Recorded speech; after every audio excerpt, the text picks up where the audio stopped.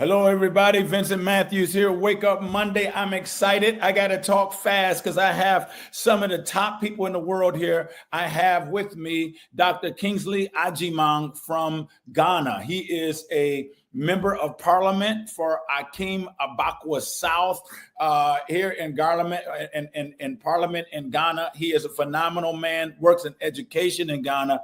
And I also have Evangelist Felicia Foster with me from Journey to Destiny.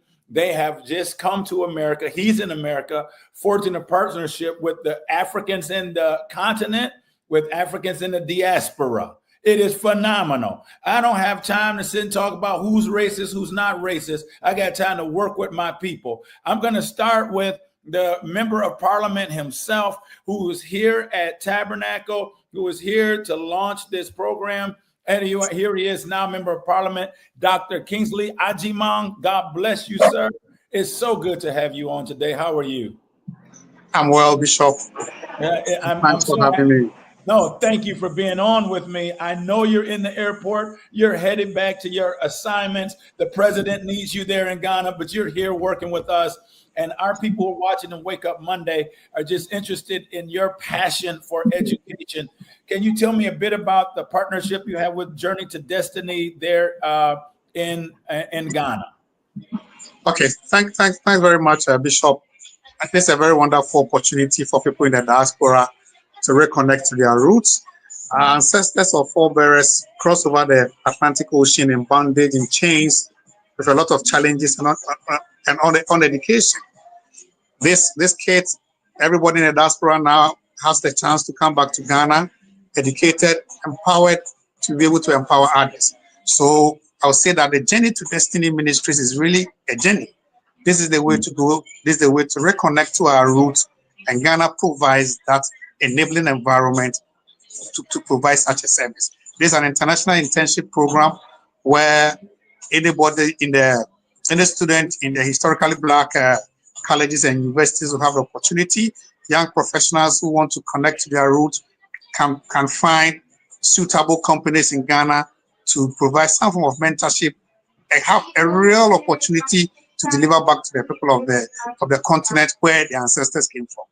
Wow, it's the middle passage in reverse. Instead of coming from Africa in chains, going back for empowerment, strengthening, and to be a blessing to the global world. And you're an example of that. You're a businessman. You work in the public sector, but you're working with students. You've actually sent hundreds of students to America to be educated. I met many of them to help build nations, including the nation of Ghana and America. This is an opportunity that makes my equilibrium very complete. Yeah. Some few years ago, I was bringing students from Ghana to the diaspora, to be specific, Memphis University. I have about close to 200 students from Ghana to the University of Memphis who are doing very well, sharing cross-cultural or multicultural perspectives with their peers. Now lies the opportunity for me to also, together with the Journey to Destiny Ministries, to reconnect back from the United States of America to Ghana. So when this is done, it makes my journey in a way somehow complete. Wow. Yeah. Speaking of Journey to Destiny, 10 years ago, 2015, I sat at my desk with this woman of God. I've known her before then, and she gave me the birthing of the vision of Journey to Destiny. I want to bring her on with us. Here she is, Evangelist Felicia Foster. The Lord, look where the Lord has brought you. You're hanging out with members of parliament, doing all kinds of things. How are you, Felicia? I'm amazing. Thank you so much, Bishop, for having me today. Wow. I'm baffled. How did you link to this man of such stature? I count Dr. Kingsley Ajimang in the same breath as Kwame Nkrumah, Jerry Rawlings, Kingsley Ajimang. That's the way I see it. That's just me. I count him in the same way. He's a historical figure doing great things.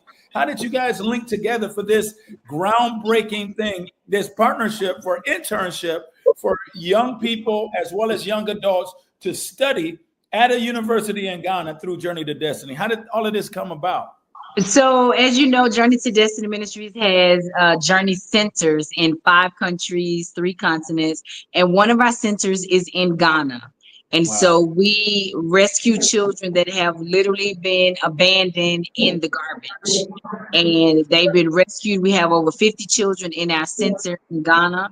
And so we've been working very hard to provide for all of our centers. And so we started a couple of years ago where we started bringing in volunteers to be able to help support the work that we were doing. And so we thought it would be amazing to bring now students in to help the work that we're doing and also enable them to become more marketable in the marketplace, to be more, to build their resume, to become world citizens. And so Dr. Kingsley has been such a huge impact in the country of Ghana in education. And so we got connected through Carlos Coloni, which is a journalist there in Ghana. And we connected last year, and we've been working for almost a year now to pull this together. And so it is finally coming to fruition. We had the launch this weekend. Our phone has not stopped ringing today with potential students that will be starting the program. We're working also with the University of California at San Francisco. We're working with Lemoyne College. We're working with other schools in the Memphis. But now we're moving to Georgia because it's a lot of HBCUs in the Georgia college systems. So we're going to be all over the United States. We're going to be somewhere near you if you are a high school student, a college student, or a university student. So is it only for HBCU students or? No, it is for Oh, all okay. students. But our Okay. main focus, we are focusing on the HBCUs because a lot of times our HBCU students, they just do not get the same opportunities often.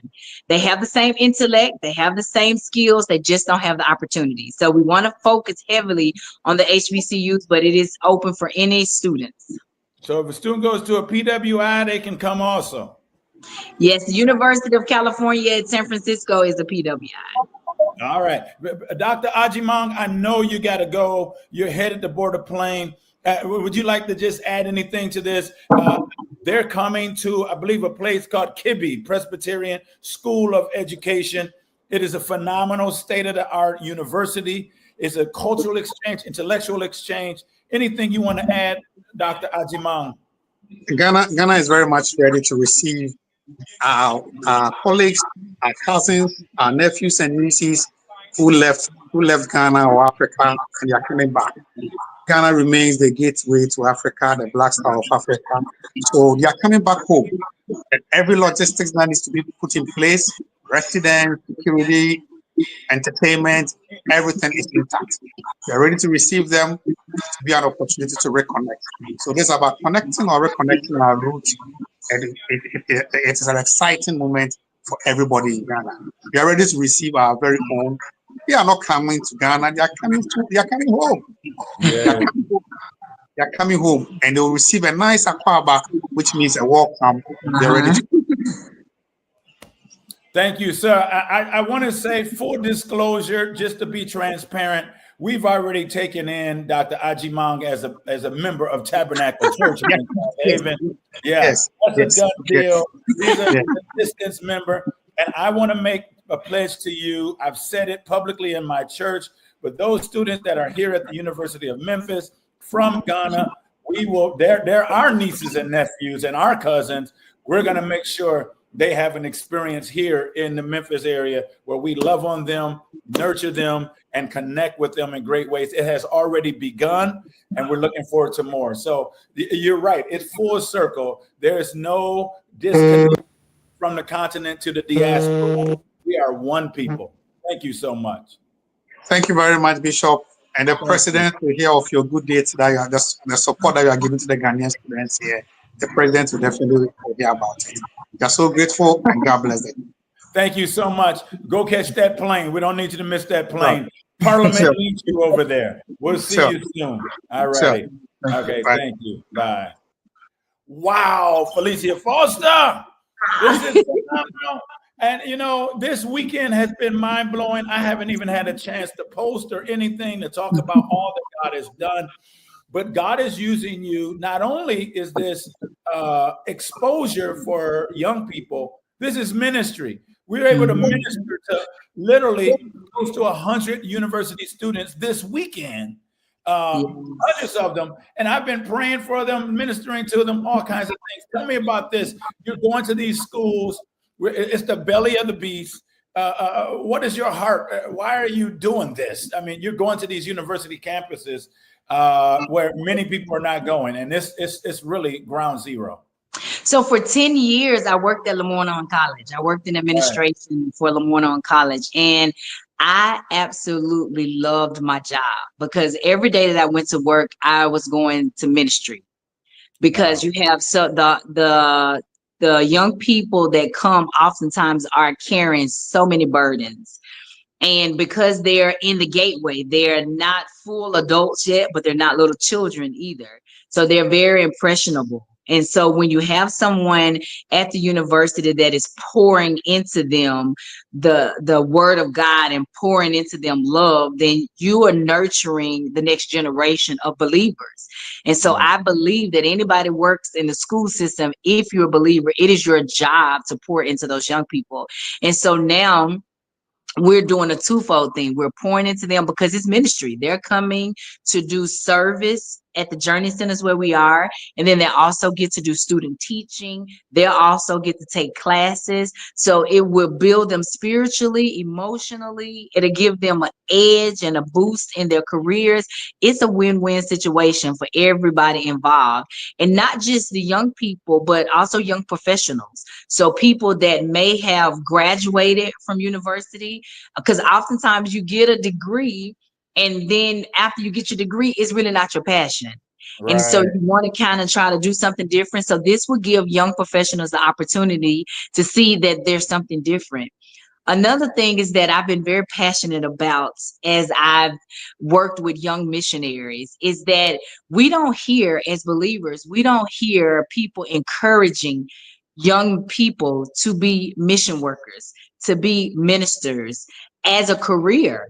You know, we say, go be a doctor, go be a teacher, but to give your life as a servant to God is just as much a career as a fireman or a police officer.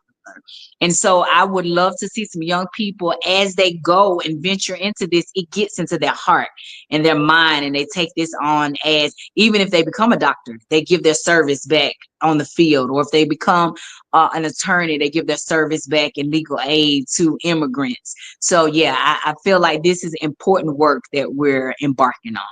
You know, you bring up a great topic. I think one of the worst questions, and I've been drilling this at our school, I've been drilling it in our youth group at our church. One of the worst questions we can ask a child or a young adult or anyone is, what do you want to be when you grow up? What do you want to do when you get out of school? That's a bad question. It is not rooted in a Christian worldview. The greater Mhm. question would be, what is God calling you to be? What is God's hand upon your life? From the fourth grade, God called me to be a missionary. I didn't know what that was. God Yeah. called me to the nations in the fourth grade. And people would say, what do you want to study? All I knew was to study was international relations, study politics, study history. That's all I knew to do. And people, no, you're not going to make money with that. You're not going to this. But God was calling me. And finally, Yes. when I got saved, I recognized my call is to the nations. And Mm-hmm. so if we pray with our children, so now I'm praying with fifth grade, second grade, kindergarten students, said, let's pray and ask God, what is he calling for you to do? And you should see the children are confused, but they'll just say what they think the adults want them to hear. Mm-hmm. I'm going to be a doctor, engineer, a lawyer. Oh, that's so great. Then you ask, what's an engineer? I don't know what the grown folks say I should be.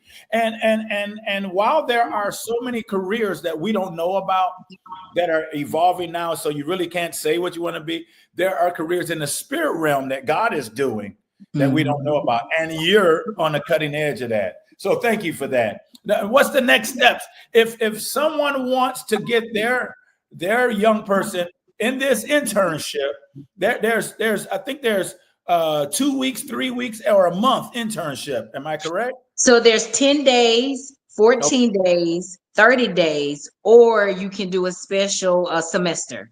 And so the semester is a little different. We have to work directly with your school. But the 10-day, 14-day, and 30-day is a cultural immersion.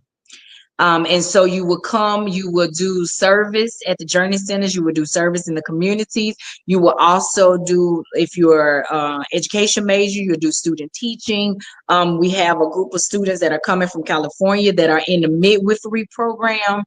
The PhD midwifery program. So they would come and teach best practices to a lot of the clinics there in Ghana. We have the education track, which is for education majors. Then we have the STEM track, which is for medicine, engineering, sciences. And then we have the general. So that means you can be an art major, a music major, and you would do general volunteerism things in the community. Somebody wants to reach out. How do they do it? So they come to Journey to DestinyMinistries.org, and you click on Journey to Compassion Internship Program. You can apply. Journey, 2TO Destiny Ministries.org. Okay, and you can sign up. And then you'll go to the Journey to Compassion Internship, and you'll read about the whole program. It has the outline. It has all of the qualifications. You will fill your application out. Once you fill your application out, you will get an interview with us. We will do all the interview process with you. We'll get a schedule. We'll base your schedule. We'll try to coordinate students with students in their city. But if not, we'll coordinate them with the school schedule in Ghana. It is a year-round program. So you can come at any time, summertime, spring break, as long as the school is in Ghana, you're available to come. We also take high school students. So the high school students are a little different. A university student can come by themselves. A high school student, it has to be a group of 6 or more, and they have to come with a chaperone. Okay, that's the floor. It's high school. What's the ceiling? How old can I be to come? The age limits for young professionals is no limit. It's no limit. If you're a young professional and you have had some college, at least a year to 2 years of college, you can come. You're able to come. But if you're saying young professional, how do we quantify young? Because we're targeting the young people, but we're not excluding anyone. So what's the limit, the cap? I mean, when am I not young again? Yeah. You're young at heart. So I can come. You can definitely come. So like I said, we're definitely not young. We're targeting 25 and to 19. We're targeting them. 35, 19 to 35. We're targeting them as young professionals, but we won't turn anyone away. We won't turn anyone away. But we also, if you're not studying or you're not a young professional, we also have our Journey to Compassion Volunteerism Program, which is a group of volunteers and missionaries. So if you're not a young professional that is, just freshly out of college or just starting your career, we will assimilate you to our Journey to Compassion Volunteerism Program. So if you're a seasoned professional, you'll come to the Journey to Compassion Volunteer Program. If you're a young upstart, you come to the Journey to Destiny Internship. Yeah. Field experience. And it's called volunteerism because a lot of times with mission trips, you would come on a mission trip, you would do the work, you would be impactful, and then you'll go back home. You never even see the country. So we want to combine it where you do the volunteer work, you do the community work, and then you take a couple of days to actually see the beauty of the country, and you do tourism. So I saw the facilities. There's state-of-the-art dorms where people will stay, beautiful dorms down the street from shopping and fast food restaurants. They have chefs, especially for the people of the from America. They're really trying to deal with our palates and do what they know to be best. But then they said they'll gradually ease you into trying their food also. You've really thought this thing through. This is innovative. It is creative. It is groundbreaking. And I believe that if I were in my church, because yesterday we talked about it, I have many university students. I think all of them are excited about it from community groups. They're all excited about it. My own children who are in that age group, they've gone on mission trips, but this is something different. And I'm interested in them being on the university campus, having that interaction with young people, exchange of ideas, sharing the gospel, and iron sharpen iron. Yes. And we have put a lot of due diligence in this. We have team members from America, from Ghana, from Nigeria, and we've been pulling together. We've done due diligence in making sure that the security, Dr. Kingsley has been a huge help with that, to make sure that we had adequate security, that the places that the students would stay was safe. It's a brand new dormitory block that they had built for to be hostels to house volunteers, and so they've given that building to our students. They have a special cook that will cook food just for us. And not that we're so much better that we have to eat differently, but our systems are different. And so we don't want any of the students to get sick or anything. So like you said, we'll gradually move them into the Ghanaian diet. But we've put a lot of thought into this, and it's not just Journey to Destiny, but we're working with the college systems of Ghana. So the president, like he said, he makes sure that the president knows how much you have supported the Ghanaian students, because Dr. Kingsley works directly for the president of Ghana. And so they're very aware of what we're doing. Journey to Destiny Ministries is doing in the country. We met with the king the last time we was there. He gave us his blessings when we got there. He had already Googled us. He already knew the amount of countries we were in. And so it has been a few years. We've been working on this now for 4 years. Wow. Putting it together, and we're just now implementing it now. But it's been in the works for the last 4 years. Well, Felicia Foster, I would say to you, I'm honored to talk to you. You, my sister, we go way back. We go back now 30 years. Yeah. Don't tell our age. You're getting old. So, yeah, because when you met me, I was 2. So, no, you were 2. I was grown. You were 2. But you have no grade. Look at me. But I'm excited about this. Thank you for taking the time to come in, because you're flying. You've left Memphis area. You're now in the country, but headed out of the country, going to many of your sites. You're at one of your sites right now, and you're going to. It's phenomenal. Let me tell you something.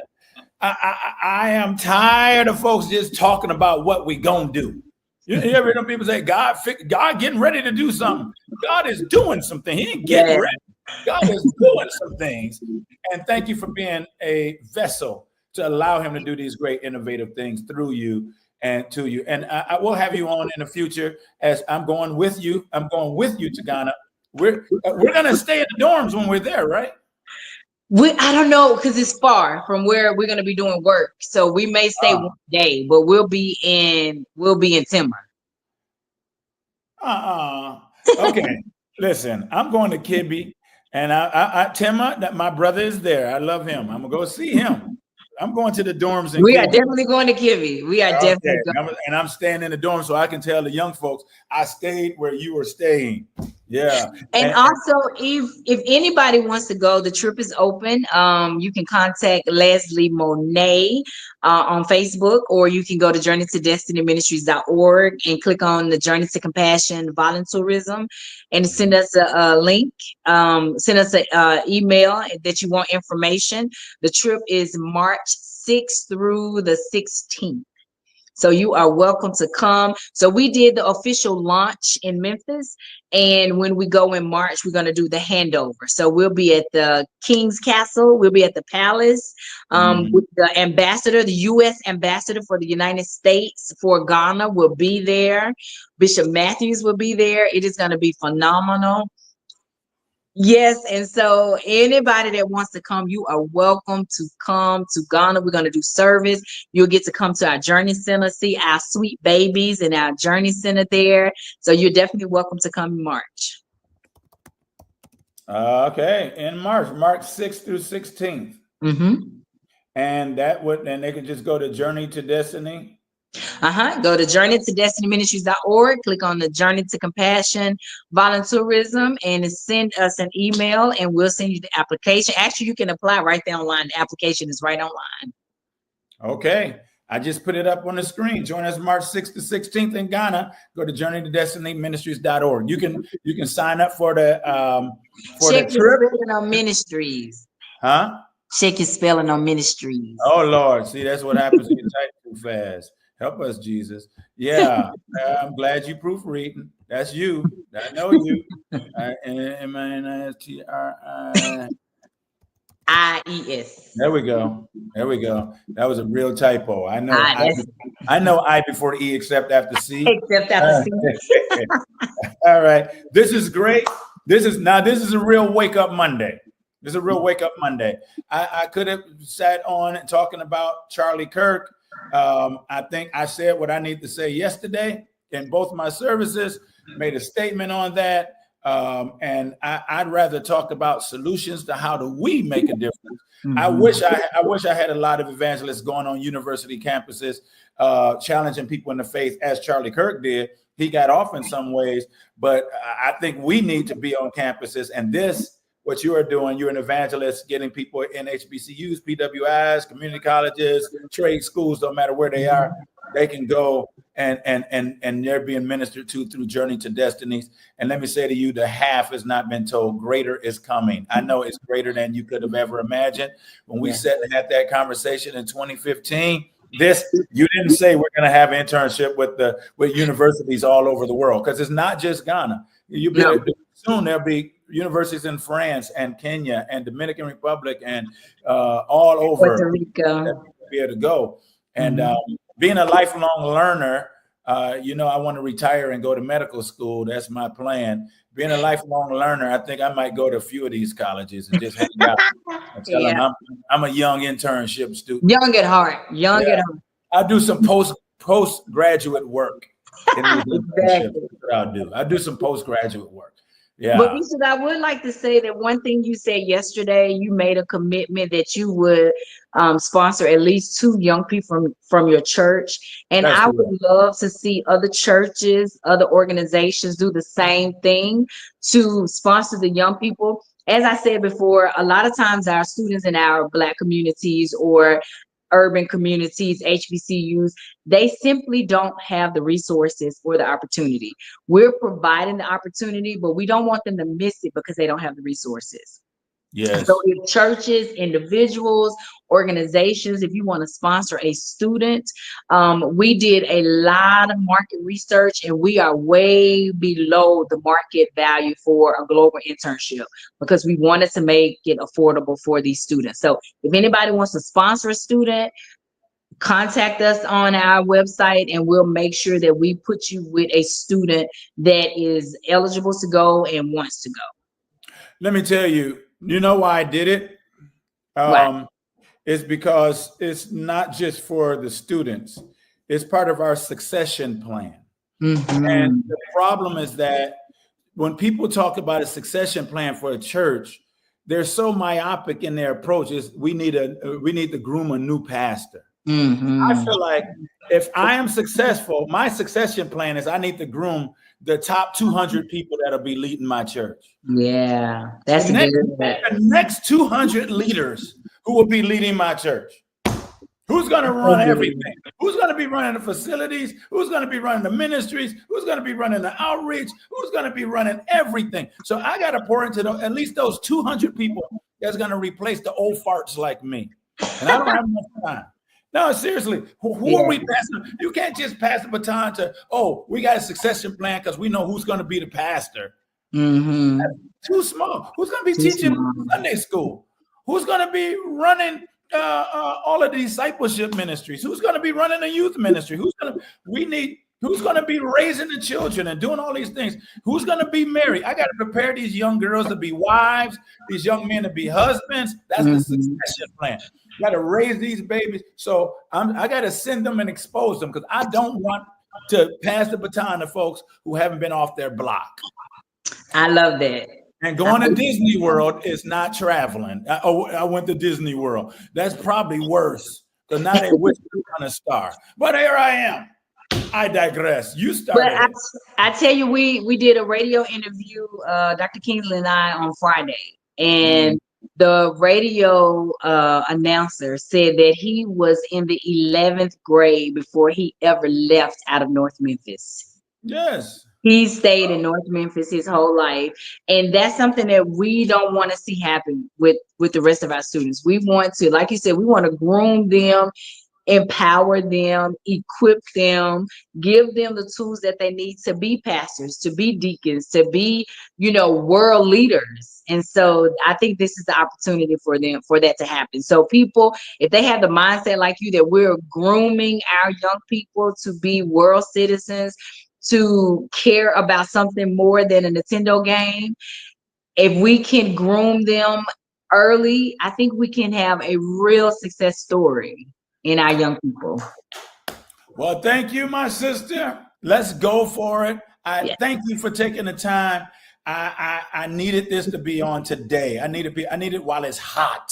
Yeah. I want to say they didn't know this is hot. And whoever on, just as it says below, if you're watching this, please bless someone else and share this now, please. Please share this because it's going to help somebody. And thank you so much. God be with you. You're doing great things. And let me tell you something, God's hand is all over you.